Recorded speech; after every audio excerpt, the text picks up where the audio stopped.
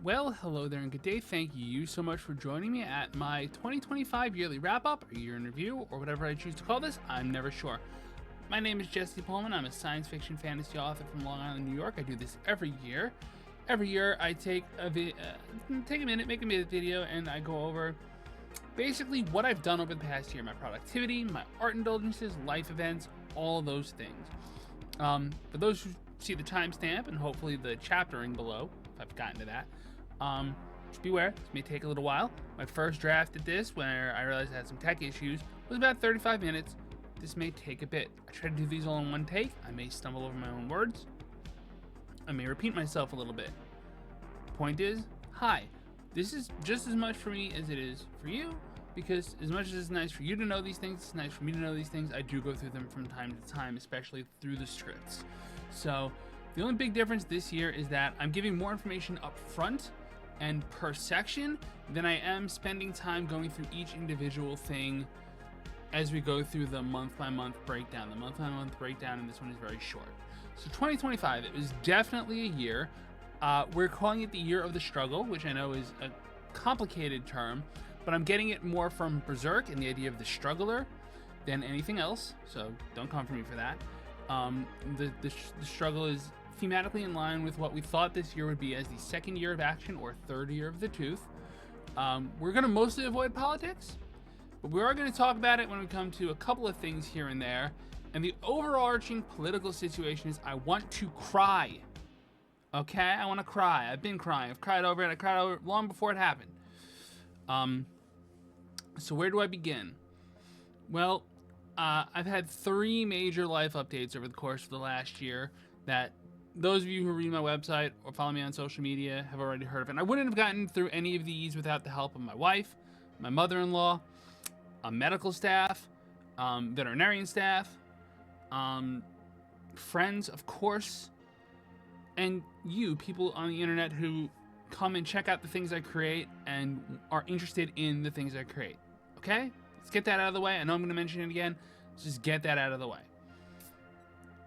First, in the early hours of March 4th, and it took a few days to get into that point, we had to say goodbye to our cat Ariel. Normally she would be here at my side, nuzzling my arm.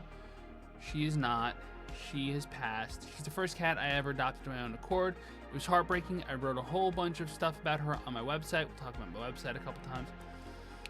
Ariel was sick. She got sicker, and she had triaditis and possibly cancer, and it was just like, there's part of me that believes she could have fought through and survived, but it would have been such torture to her, and she's not a vet-friendly cat. She would just have been so miserable. We couldn't do that to her. Second, on May 23rd, I had a procedure that ended up with a precancerous cell growth being removed. It was highly dysplasic. It was turning into cancer. It wasn't cancer yet. I'm due for a follow-up procedure, just to be safe, but the doc said the margins were clear. He's doc's not in a rush, and I just need to make an appointment after the holidays. No big deal, hopefully. No big deal. Third, and this is the one that's kind of like the big one. We talked about this in last year's video. I had a spine surgery. It's called a formanotomy. They basically drill a hole in the back of your neck and like drill a hole in the back of your spine to give the disc, which is pressing up against the nerve, which is then pressing up against the bone, some more room to play. So it was a minimally invasive surgery. It doesn't mean I didn't have a neck split open. I have a nice big scar on the back of my neck for the rest of my life, but it is the third most painful thing I've ever experienced in my life. And yet, even though I'm still in the recovery process, I'm in the later stages of the recovery process, and it's transformed my life in that I'm living without daily opioids or daily gabapentin or daily baclofen. I'm just not. There's been some other stuff too. I've had 2 dental surgeries, procedures done, basically like tooth work, which like was more than just like a cavity being filled. That sucked. My other cat, Ophelia, had a thankfully minor injury. She and her sister ran up the stairs because they heard something on TV that attracted them, and Opie came up limping and yowling, and we had to go through a couple of steps to rule out problems like some kind of internal injury, and eventually she was put on I think it's called Silencia, which is an anti arthritis medication because she did have some arthritis. So she's been a very different cat since then. She's very happy. She's very up and at 'em. So, yeah, this year has been a struggle. With all that said, we've made tremendous progress on a lot of things. There will be something about it at the end, but we're not going to get into exactly what that is yet, because there's a lot we're just not ready to discuss, because they're plans in progress and they're far more personal. You'll see it in the theme of next year when we get to that, so just keep that in mind. So in a weird way, this has been one of the most productive years I've had in recent memory, even if I spent a significant chunk of it laid up, either from injuries or from surgeries, or psychiatrically distressed. I also forgot to mention I threw my lower back out recently, about 2 weeks ago, so I've been not 100%, but I'm doing okay. I've done a lot of reading, and in particular watching TV. I didn't do an article about Ironheart, but I did watch Ironheart right after my spine surgery, because that was what was on TV. My current watch is Code Geass, Rose of the keep saying the Rebellion. It's Lelouch of the Rebellion. It's Code Geass, Rose of the Recapture, which is going well. I'm up to episode 4 of it. It's fun. Musically, I got hooked a lot on Delane. Their Dark Waters album is fantastic. So that's actually going to come into play later because it's inspiring a future novel. And for this channel in particular, I've experimented with doing more with it than just putting out like videos about like upcoming projects and updates. I did a little untitled writing advice, I called it, for a while, until I realized that it was really Ariel's writing corner, because again, she would sit here at my corner near my desk and just headbutt me. So with all of that said, let's dig in to how this year went. At a glance, my publication and feature history. So my major publications were actually republications. I'm going to touch on it here again, but I did what's called going wide, which is normally self-published, and indie authors will just be on like one platform where it's like you're on Amazon. You upload your books to Amazon, you're on Amazon, and they can buy your books on Amazon. And for physical print books, and there's a big difference there, that I'm still only Amazon, but for digital books, I'm trying to go wide. It's called going wide because you post. I mean, I use Draft to Digital. It posts to Apple Books, Barnes & Nobles, Kobo, other things. There's also itch.io, which has had its controversies over the course of the year, but I might be willing to forgive them. So I republished 3 things. I remastered 2 short stories, which were Jason's Vacation and Trust. And then I remastered a novella called Bartenders in the Nexus Tavern. The thing I learned is that the short stories did not sell. Nobody was interested in them. They didn't pick up really. Just nothing. Okay. The novella did sell, which makes me think that readers want longer stories than short stories. I also sold some old books without an ad campaign. I didn't publish a new book this year, meaning I had nothing new to sell, no advertisement campaign. People that bought my book bought it probably because they saw me either on social media or on my blog posts, which I would share on social media, and saw what I did and was like, hey, I want to see this. I had 2 main projects I worked on.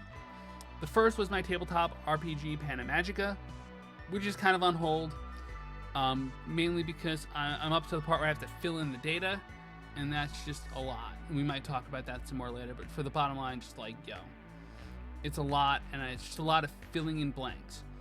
And then my next novel is called The Locker Rebellion. We'll talk about that in a little bit. As I'm drafting this, which today is the 31st, this has been a live document, but this part of the document was written on the 28th. I've finalized up to about chapter 19 out of 26.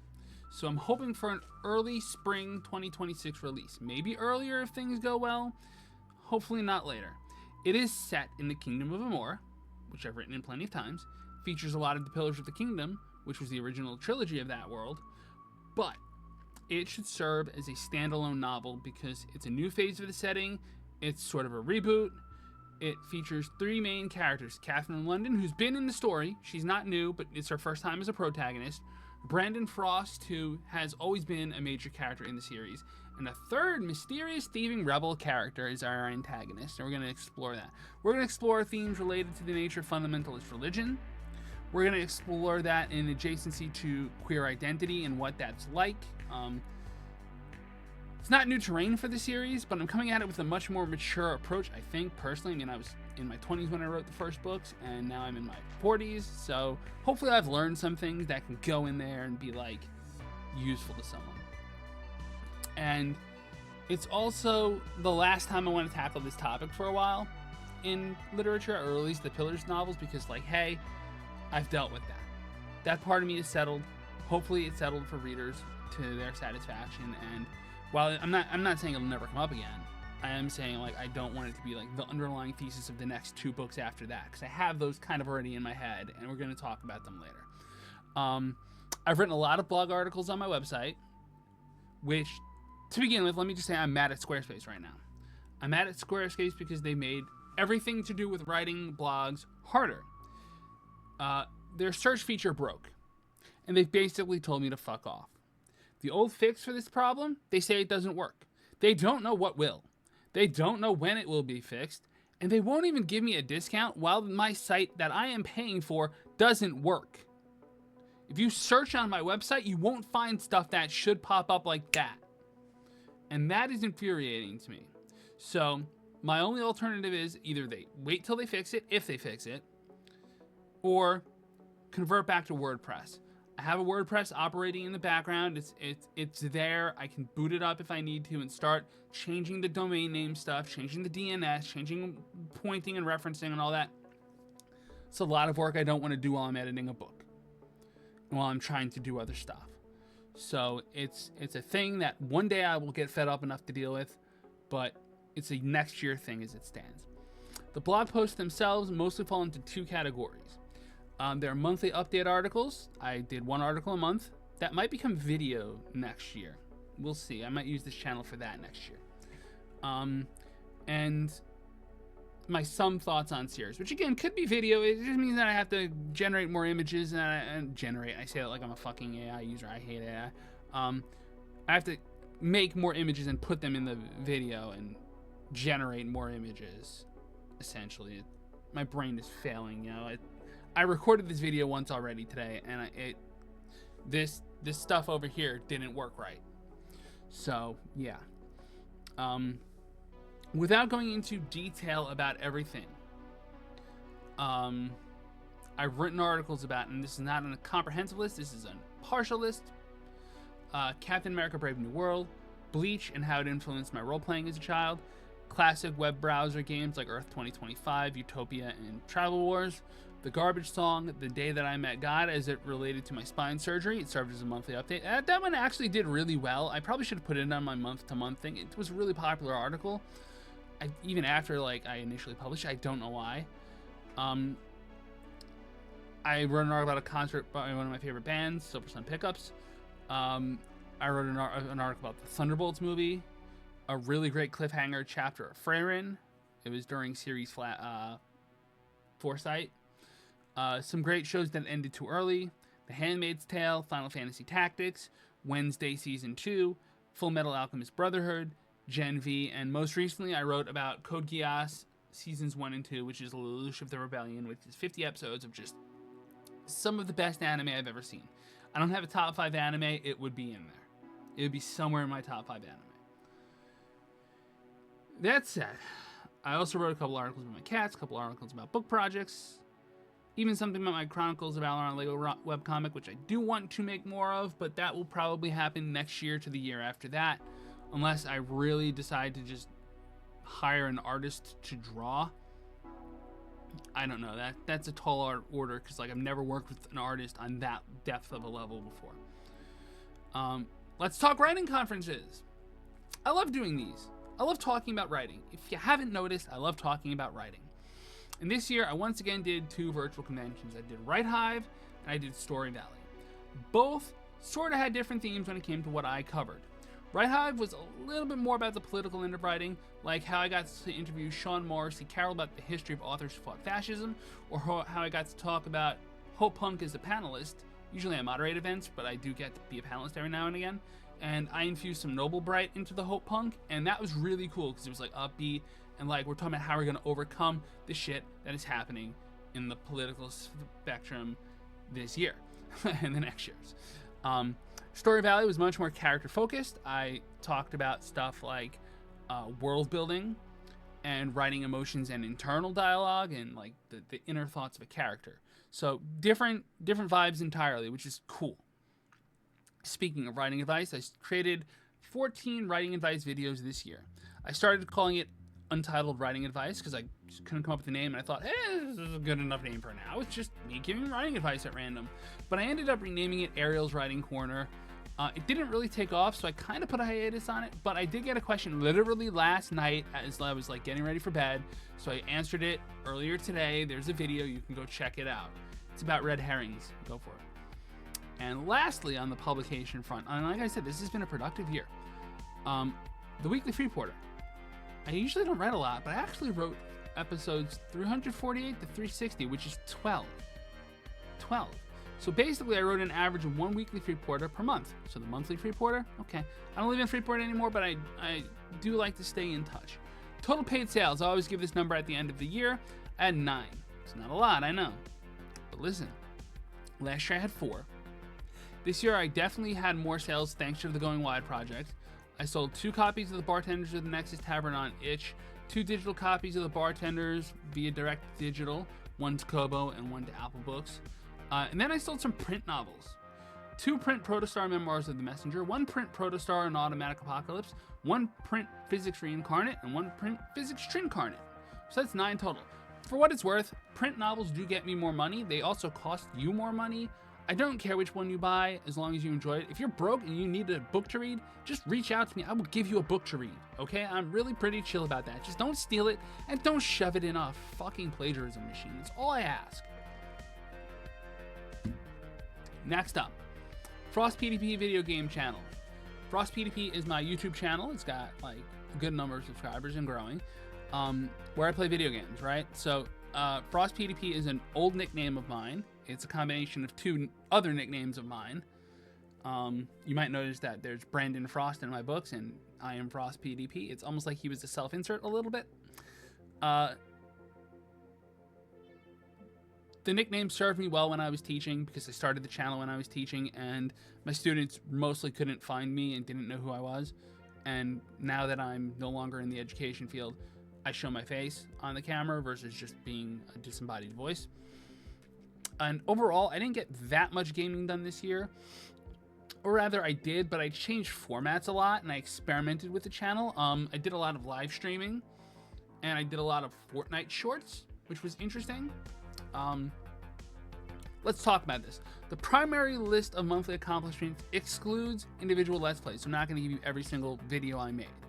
But I'm going to give you the gist. First of all, I had my 10-year anniversary video. It's exactly what it sounds like, 10 years I celebrated. I did a full campaign of Final Fantasy Tactics: The Evilise Chronicles when it came out. I dropped everything and did that because I have history with that game. I did 16 episodes of live streaming, which is exactly what it sounds like. It's all on YouTube. I still haven't done Midlight's Deep, but let's be honest here. I played it for the story and for Revenge Against Wygraph. That's it. I'm not playing for the challenge of fighting in Midlight's Deep. I wasn't playing tactician mode. I was just having fun. I was just playing the story because the story is very fun. I mean, it was a little short at the end. They could have done like another chapter or 2 of narrative and really gone deeper into the world. And they might do that because there's rumors of a possible sequel or follow-up. I don't know, but it is what it is. Fortnite. Played a bunch with friends like my good best buddy from childhood, Zorasil, and a lot of his friends. Eclair, Limitless XP, Riley's Mom, aka Tiff, Rummy Dozer, and more. Fortnite is very fun. I like it. It surprised me how fun it was because like I feel like I played it previously and I didn't really like it, but you move really well in it.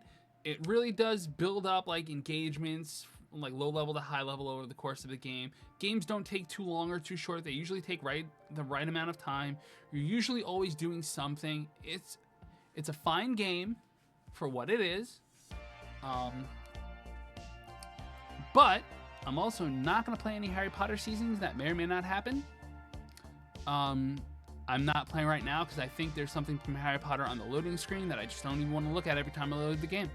Why? I used to love Harry Potter, and then J.K. Rowling, I guess, got infected with mold and became a transphobe, so I don't want any of my money going to her because I know that she views support of her franchises as support of her ideologies. And she spends that money to suppress free speech all throughout the United Kingdom. So, I'm not giving my money to that. Will I never play Fortnite again? I'm not saying that. I'm just saying right now we're on break from Fortnite because there's too much Harry Potter in it. Baldur's Gate 3. I have not finished my campaign. I've done episodes 142 to 175. I have a few more in the tank. I took a frustration hiatus because it wasn't getting a lot of views, but just for fun, I want to finish the campaign and maybe experiment with doing shorts that might attract more people in as I go. Also, like, my cat died while I was playing this campaign. Also, I'm in the end game. I've played the end of the game in multiplayer. I don't like some of the final choices. They kind of railroad you into one of like 2 or 3 options that really, none of them are really compelling to me. None of them fit the theme of overcoming the illithid infection. And like, also I have to do the House of Hope, and I don't know if it was bugged the last time I did it. I don't know if it would still be bugged. I don't know if it's just the House of Hope in general. It was a slog. It was like 4 hours of just killing weak mobs over and over again. I don't really want to do that. But I do kind of want to see how Gale's ending goes. So I might do that. Breath of Fire 2, episodes 1 to 37 are done so far. It was a lot of work setting it up because it's the retranslated, it's the Mason mod, it's got other mods to it, and each mod breaks the game just a little more. I couldn't even create a copy of that ROM file to have as a backup copy of the ROM file because just copying the ROM file broke it. So I had to do, like, I don't know if I'm ever going to be able to do anything like move that file to another folder if I want to like change hard drives, and it's on an old hard drive that's, look, my old hard drives are in good shape, but they're going to fail eventually and I want to back them up. I don't know how I'm going to do that.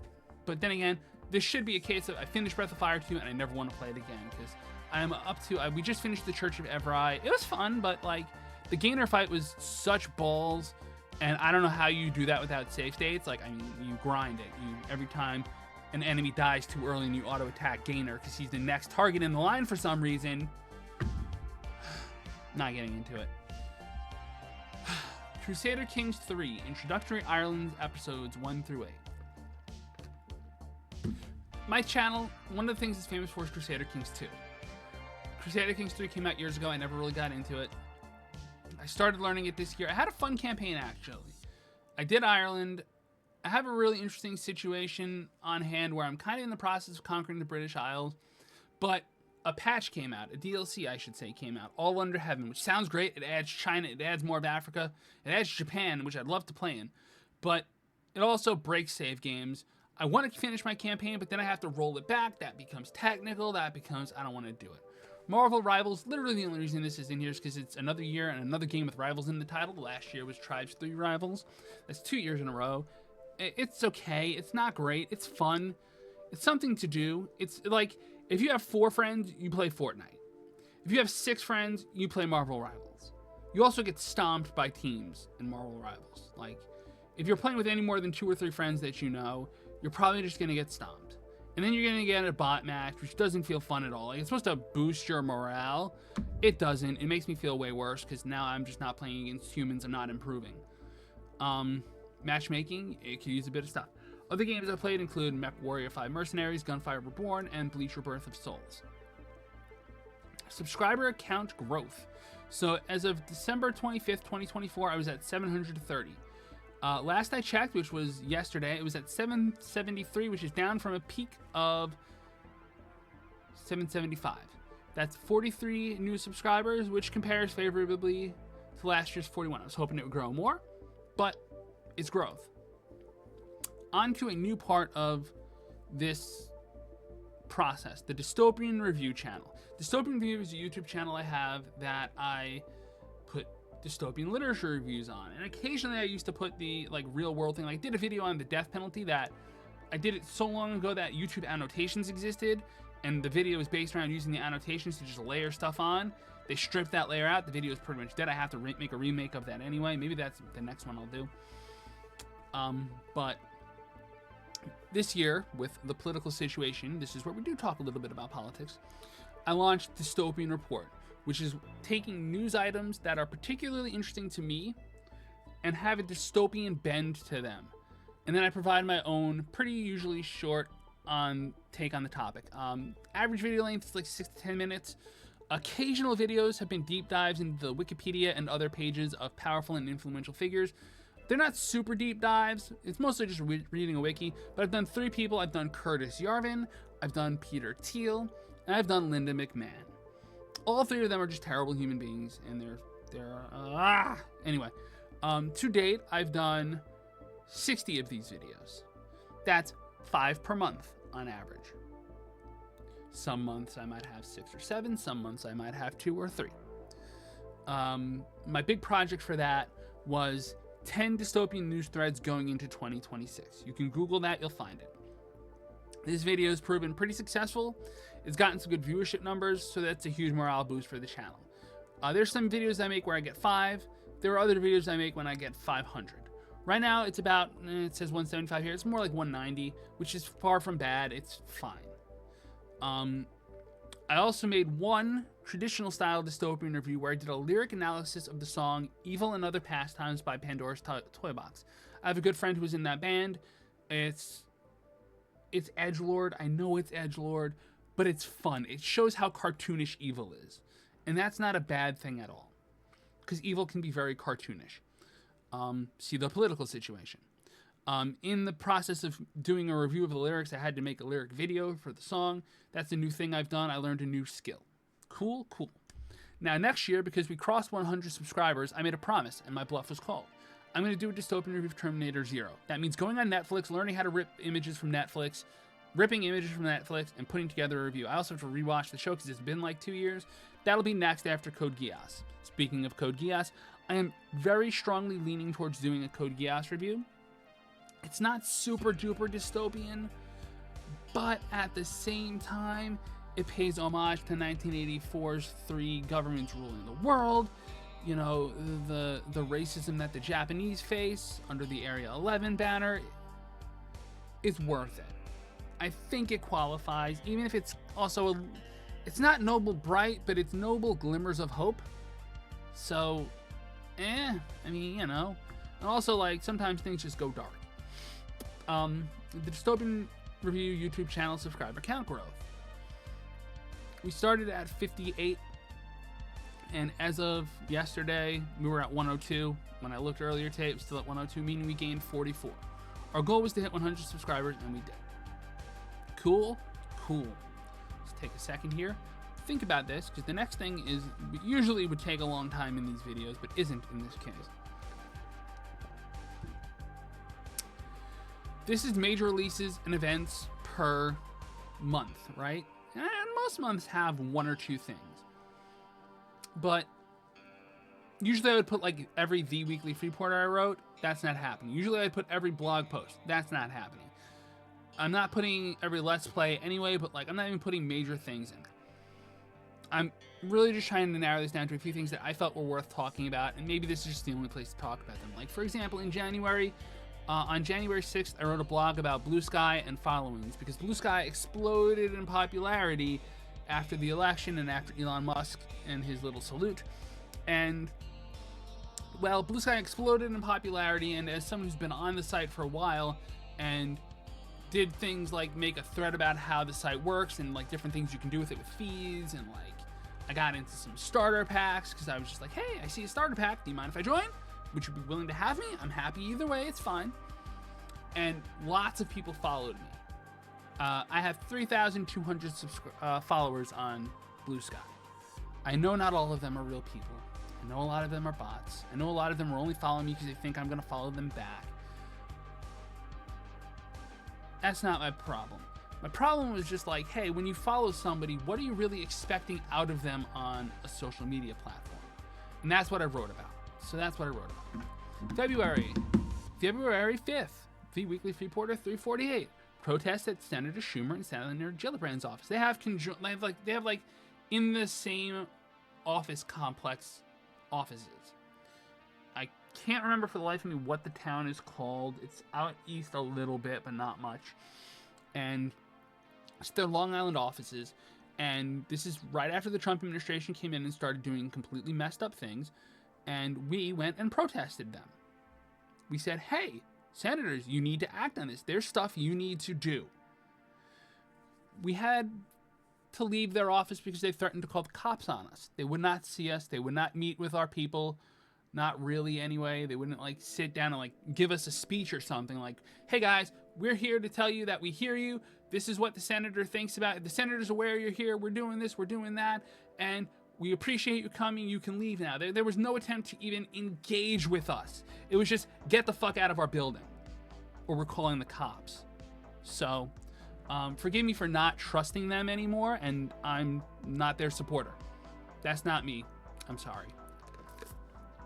So, in fact, I made a whole dystopian report about how Chuck Schumer is a coward. This is what you get when you don't endorse your party's candidate, when the only alternatives are a Nazi and a sex pest. Anyway, February 11th, bartenders in the next tavern goes wide. I talked about that already. March 4th, Ariel passed away. Talked about that already. March 18th, Dystopian Review, Evil and Other Pastimes. Talked about that already. April 10th, April 27th, FrostPDP, 10 years of streaming. Talked about that already. May 8th, Dystopian Report 35. I call it the political scales one, but its title is something like on progressivism, liberalism, moderates, conservative, whatever. I don't remember the title. It's a long title. And the image for it is the classic left-wing, right-wing bar graph. And it's split up in the way I see it. Now, a lot of people were like, well, you're forgetting the y-axis and this and that. And like, okay, I get what you're saying. I'm not saying you're wrong. I'm just giving a very broad overview of how I kind of see things with progressivism on the left. And yes, I know some people will say that communism and socialism on the left, but like those feel like they're outside of the American scope of politics, which even though I might agree, I'm kind of becoming more of a socialist by the day. I'm also kind of still a capitalist, kind of, but that's sort of what democratic socialism is. I don't care. My point was mainly that you have progress on one side and regression on the other. Of course, people are asking, what's progress? Well, I define that the way progressivism is typically defined in American politics. If you want to come up with esoteric definitions for that, fine, I get it. The reason I'm highlighting this video is because I was on the verge of giving up this project. I was like, my videos aren't getting views. It's not really happening. I'm not really making an impact. And I'm kind of just like, to make these videos, I have to read depressing news and think about it and come up with something to say about it. So there's a certain level of like, the artist engages with the art, right? The artist's soul is in the art. And I was like, I'm just getting burned out on this. And this video did really well. It's got like 700 views. And I was like, okay, cool. I'm willing to continue this project. I'm glad that happened. We said a lot. I had other successful videos too, don't get me wrong. Some of them got more views than others. Some of them got more hate comments than others. Some of them got some poor comments, But that video kind of was like the change of the axis where I was like, I'm not going to try to make this strictly weekly anymore. And I am going to try to make this like, have more things to say. May 23rd, cancer dodging procedure. I talked about that already. June 24th, spine surgery. Talked about that already. July 11th through 13th, Red Hive Conference. Talked about that already.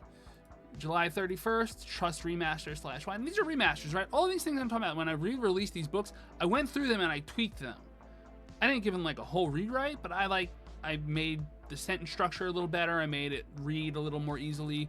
I improved certain things here and there. I fixed head hopping was the big thing I policed myself on. I was like, if I'm head hopping, that's the thing. And if I ever do a Pillars of the Kingdom remaster again, which I already did one remaster, but if I do a 3rd edition, I'm not fixing the head hopping. It's just going to be what it's going to be. That's old Jesse writing. I'm sorry. I'm really sorry. It's going to be head hopping. August 16th and 17th was the Story Valley Conference. August 22nd was the Silver Sun Pickups concert. We were VIPs. For what that's worth, I paid for the VIP packages. I still had to pay for seats because the VIP packages were general admission, and like I could not stand for very long. I still can't. But we had a good time, even though the seats weren't that great, and it kind of destroyed us for a couple days. I was happy to go with my wife. August 27th, the Jason vacation went wide. September, it says nothing happened. Trust me, I was making stuff in September.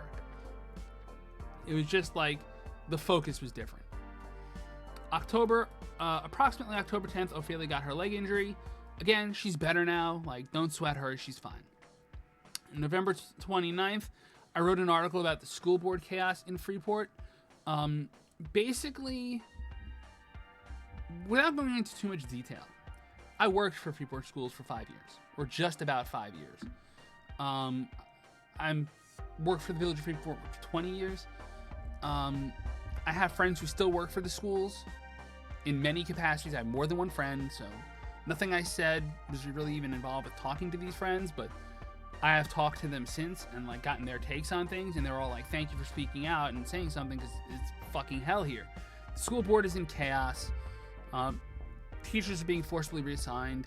It's the sort of thing that, like, if I lived in Freeport, I'd run for school board. If I lived in Freeport, I would run for school board. I don't. I can't. And then December 25th was 10 dystopian news starts going into 2026, which is literally just like, here's 10 dystopian reports on 10 topics in one video, often connected. Like, AI went into internet freedom laws, climate referred back to AI, and etc., etc.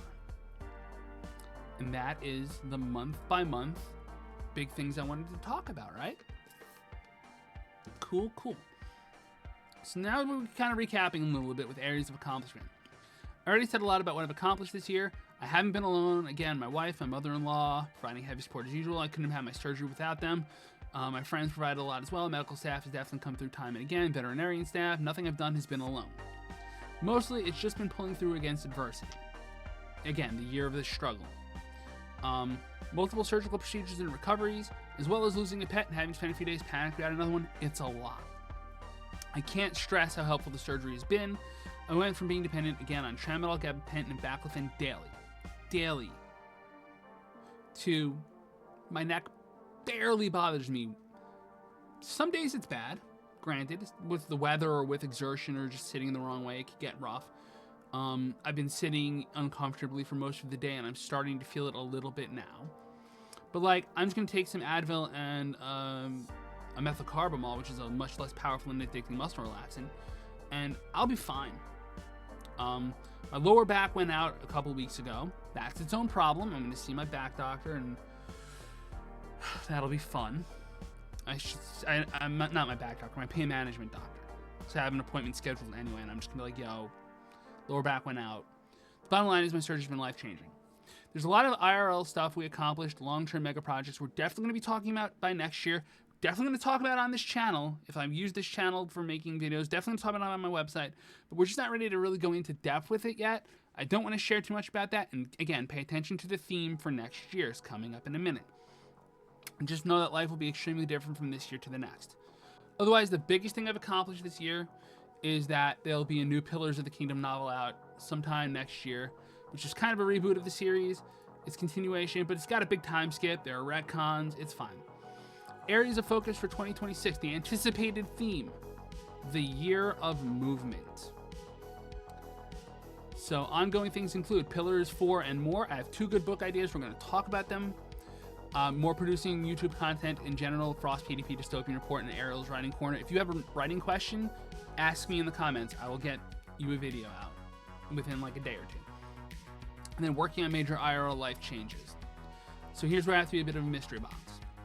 I've already indicated that I hope to have a new Pillars of the Kingdom novel out. I still need a few things for that, but I'm up to, again, chapter 19 out of probably 26. Once it's finalized, I have a few things to go through before it's fit for publication. I need cover art. I think I'm like 98% sure I know what I'm getting for cover art. I might get character art. That's different. I might run a Kickstarter. I might just invest my own money. Doesn't matter. The idea is get character art of at least a few of the characters in the story so that I have more character art from that world. You can see what these guys look like and gals look like, and that's fine. I might do 1 or 2 other things with it. I don't have a firm date in mind, but it should be late winter, early spring. I've indicated that some stuff is simply off the table to talk about in this video because there will be major life changes. Again, if you know, you know. If you really want to know and you know me and like you're not just an internet rando, ask me, I'll probably tell you. If you watch this far, again, the theme of the next year really does kind of tell you what's happening. Aside from that, I hope to get back to work on Pen and Magica.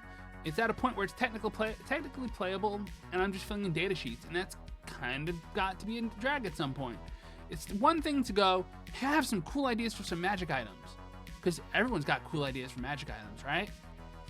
It's another thing to be like, yo, I need like 70 sample items, maybe more, and I've only got 35 in mind. Because at some point you're just like making the stronger version of the thing you've already made, or the Warhammer version of the flame sword, but it's a stronger flame. And that's the thing about a rules light, rules minimal system, is that a lot of times you don't need the publisher to tell you what you can do. And Pen and Magic is bad at monster manuals and stuff like that because it's very rules minimal. So I know I have to add monsters, like what are the stats of certain things? But that's just a lot of work that I don't want to do. I'm just going to be honest. It's a drag. And it's a solo project. It's a lot to do. I'm not saying I'm never going to do it. It's just I got to do it. But it is technically, if you're willing to come up with your own antagonists and stuff like that, which, to be honest, antagonists should mostly be like not just a stat block anyway, you can play this game. It's very playable. The only question I have is how will I release it? Because I have a Squarespace domain. I got a Squarespace domain name, and I was thinking I might put it up on Squarespace, but now I don't know about that. I could get a website with a SQL database, and I could put think you need a SQL database to put up a wiki. I could put up a wiki and put it as a wiki set of rules. I kind of want to put it all out for free. The setting is really, I've enjoyed playing with the setting of the Free City of Opportunity, but like, I don't know, man, it's a lot. And it's just a lot. And that's why it's not done. It's at over 100,000 words, I can tell you that, which is 50,000 more than it had this time last year. I also have 2 ideas for 2 more Pillars novels. The 5th would be the reformation of the Kingdom of Amor into a democratic republic, maybe even a people's republic. Yes, that's loaded terminology, right? Basically, I know traditional fantasy novels are set in kingdoms. I know my fantasy novels are all set in kingdoms with monarchies and rulers and all that. I want to break away from that because as I've gotten older in my life, I've gotten less hierarchical, less interested in being the king or the emperor, and more interested in just being like a person who contributes. So yeah, that's something I want to express in the narrative. And the 6th novel, I already have a name for it. It's called Queen of Shadows. Yes, it's heavily inspired by a Delane song. It's also heavily inspired by the Too Many Tabs podcast episode about portals to hell. If you know Too Many Tabs, it's Pearlmania and Mrs. Pearlmania. They're great. That's something I definitely want to write. I know how it's going to go, but obviously writing it is going to change some things. If the 5th book is going to be a much broader cast doing much broader, grander things, the 6th book is going to be a much shorter, not shorter, but smaller cast with a much more focused adventure. One is the entire political reformation of a kingdom. The other is an adventure. Very different things. I have to tend to my website at some point. Either Squarespace fixes its shit or I need to change it all around. I don't know when that'll happen, but it'll happen. I also got 2 bluffs of mine called. One, as I mentioned earlier, I hit 100 subscribers on Dystopian Review, so I'm doing a Terminator 0 review. And the other bluff I had called was that I posted, well, maybe I'll convert the Progressive Cafe from Substack to Button Down. And Button Down social media saw that and was like, yay, here's how you do that. And now I'm like, fuck, I need to do this. So that's something I'll be doing. It'll be a busy year, but among other things, I hope to start using this channel a little bit more to talk about things, like I mentioned earlier. Just like stuff. Until then, I'll see you around. And as always, the music. Ultimate 80s Synthwave Playlist, Undercover in Paradise, royalty-free, copyright-safe music by Karl Casey at White Bat Audio. He makes fantastic stuff. If you need background music for anything you're working on, you just have to credit him in your video description. There'll be a link to this entire playlist in the video description. I want to thank you all so much for joining me. I really do appreciate your time. Future me, if you see this, what a year, man. What a year. Thank you all so much for joining me. As always, on any channel I run, pieces.